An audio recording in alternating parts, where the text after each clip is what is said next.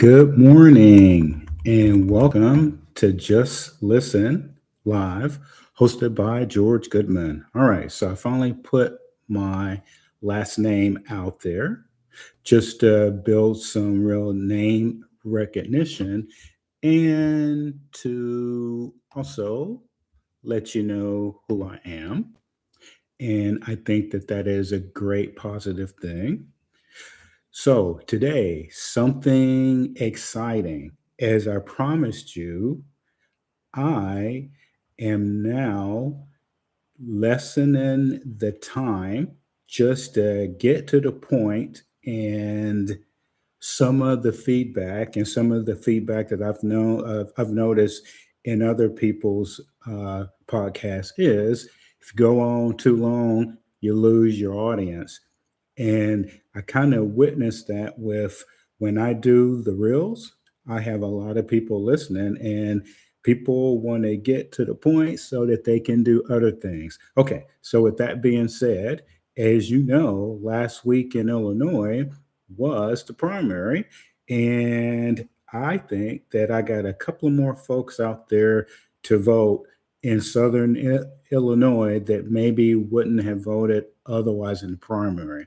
So, this is a good starting point for getting people's attention to pick a candidate before in the general election you have someone who you don't necessarily think is the best candidate for your views. All right, so what's going on in Illinois this week of March 23rd? Okay, well, the campaigns are talking about economic affordability. So everyone is talking about the rising costs. And they are also talking about property taxes and utility bills skyrocketing. And that's what the Republicans are talking about. On the Democratic side, they are talking about proposals for minimum wage increases ranging from $15 to $25 per hour and tax credits for first time home borrowers. So that's what the campaign and people so far are talking about. And of course, they're also talking about in the with the Senate, people running for the Senate, they're talking about ICE and on the Democratic side, for sure, the Democrat running for Senate said that she wants to abolish ICE. All right, so now we've got public safety concerns. Now that one has come back up with the Republican candidates challenging public safety, and their biggest example was the Chicago Transit Authority, what happened aboard one of those trains. Now, I want to focus for a couple of minutes on education, which I think is interesting. As you know, we, the state of Illinois, lost a lot of federal money for education. And as a matter of fact, the issues with that are pretty uh, apart for the Democrats and the Republicans. And here is what the issues are. So, so there is a national initiative uh, for and against the school tax credit program. Now, the Republicans are talking about they are opting into the new federal Educational Choice for Children Act that was in the big, beautiful bill. Now, in the state of Illinois, there's no Republican opposition to doing it that way. Now, so it's really against the the politicians, Democrats and Republicans in the state. Now, here's what the argument for in favor of it are. So that the program provides a critical escape route for students in underperforming districts without costing the state treasury. So that's one argument. No cost to taxpayers. Proponents emphasize that the program uses privately donated funds incentivized by the federal tax credit, which is up to $1,700 per year, meaning it does not divert money from the Illinois state budget. So the Republicans in the state, that's why for the education, the school tax credit program, they are in favor of it. And they also say that it empowers low income families. Now, past all of that, they are for money following students. So the core philosophy is that funding should support the child's specific learning style, whether in public, private, or homeschool settings, rather than sustaining a bureaucracy. So that's why they're for it. Now, there's a public mandate on following the primary. Republicans point to non-binding referendums in over 30 counties where 63% of the voters supported opting in. Okay, now that was a lot for $1.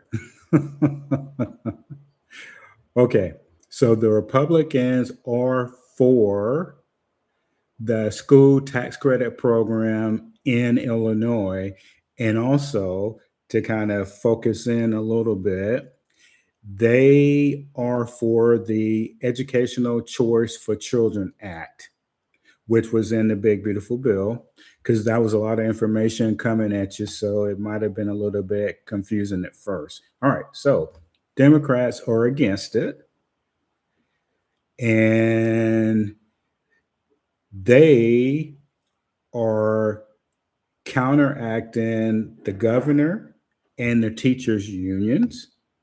And here is why the Democrats are against it. Drain on public resources. That even if funds are private, the program undermines the public school system by encouraging enrollment shifts that eventually lead to reduced public funding. That's their first one. Second one is civil rights concerns.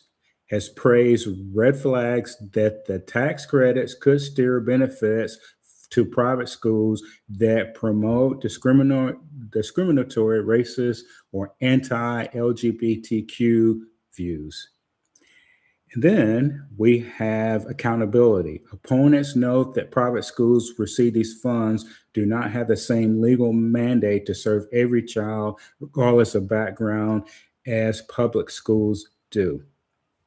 So that is their argument. And to tell you, education has been a pretty hot issue in the country the last 20 years. And when the funding went down after there was disagreements about sanctuary cities in Illinois, and also there was issues with how the money was being spent in general. Now we have this major shift changing. So under the big beautiful bill, it was talked about that the Educational Choice for Children Act, and I think that we're going to start following that unless the legislature puts in legislation that will go against it. And they probably will. This is an election year. So currently we're bringing it up at this time, making it part of their campaigns. Both sides are trying to get buy-in. And as I told you, the Democrats have a supermajority in the legislature. And as with other things, they can pass a law that goes against what the federal government is saying currently. And they did that with immigration already. So they'll probably do that again. The other thing that I see is that when it comes to education, two of their main bullets are civil rights concerns and accountability. And I don't understand why the Democrats think those things, that in private schools they wouldn't uh, promote uh, uh, not having discrimination or racist views and LGBTQ. That to me really needs to be looked at, because if the private schools were actually doing that, then they would be in violation of federal law. So why would they do that? And also, I think the real education with in Illinois at least, is private schools cost more money. And so what the Republicans are trying to do is, if you can put more funding available for everyone, then you have the choice. And in general, in the country, I believe that some people are afraid that public schools will go away. Now, in public schools, as you are aware of, they teach certain practices, curriculum, and all of those things. And people that go to private schools, they're more focused on skill sets like reading, math, and science, the social commentary stuff. And I can only speak for Illinois because I live here. They try to bring in the social commentary. And when the Biden administration was in there, they were bringing in some ideas that some of the voters didn't agree with. And then as a result of that, they moved their kids to the private schools. So the real question is, what are the schools supposed to teach?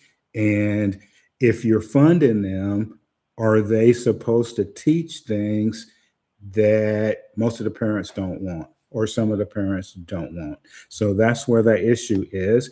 And I believe in Illinois, it probably is going to go in the Democrats' favor, because with the numbers that they have in the legislature, the governor is a Democrat, the attorney general is a Democrat. I don't see how we can get uh, education to change in the state of Illinois currently. That's why voting is important. See, I made a plug for voting again in the elections. Okay, so who are the candidates for November for the state of Illinois? So for governor is Governor J.B. Pritzker. He's the incumbent. And then on the Republican side, we have Darren Bailey. For the U.S. Senate, we have Giuliano Stratton on the Democratic side and Don Tracy for the Republican. Attorney General is Kwame Raoul. And his opponent on the Republican side is Bob Fioretti. And then for Secretary of State, we have Alexi Genialius. And on the Republican side, we have Diane Harris. Now, for the last two candidates, Attorney General, Secretary of State, I have never heard of these Republicans. And I would assert to you again, if anybody can forward my podcast to the Republican state platform people, they need to get information out early for these candidates in Southern Illinois. I don't even know who these folks are. And Attorney General, I just mentioned Attorney General, that is an important position, because you can go against some of the laws passed in the state. That's what the attorney general would do. And I'm talking about taxation again, that we are stuck with taxation policies that are not good for the state and they may not be legal. Now, proving the legal part is social commentary. I don't know if that's true or not, but you would have a buffer if you had a Republican.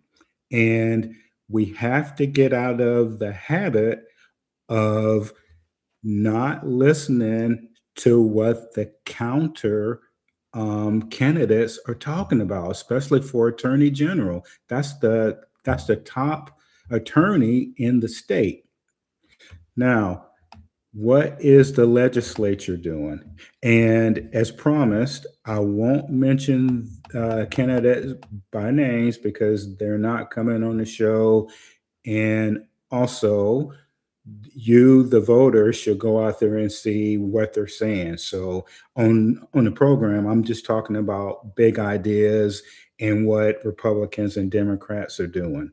So, and I promised that that's what I would do, and that is what I'm doing. All right. So in the state house, they are focused on affordability initiatives and things like that. And so I will save the rest of this for what the legislature is doing till Friday. The biggest reason is to see if they actually get something done, and then that way I don't repeat it to you. So this is Just Listen Live with George Goodman, and have a great morning and try to have a great week.